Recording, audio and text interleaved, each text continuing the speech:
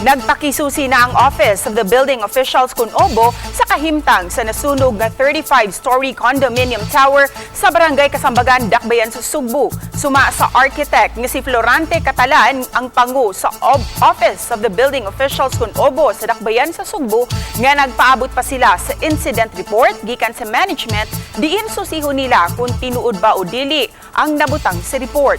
Giklaro ni Catalan nga buot nilang masayran kung nasunod ba ang safety standard sa maong building. Sa issue sa structural integrity sa maong building human masunog, mao kini ang gipadayag ni Catalan. From that incident report, makita naman ko nato dito who are the followings, kinsa ang mga contractors, kinsa ang mga subcontractors, kinsa ang mga safety officers, and so on and so on. Dili unta, labi na ka ng mga ordinary lang bitaw, nga mga balay, dili unta sila mo construct without securing building permit. Nga kanang mga high-rise naman, ayaw gyud tihika ang kanang gitawag og pag-hire og safety officers.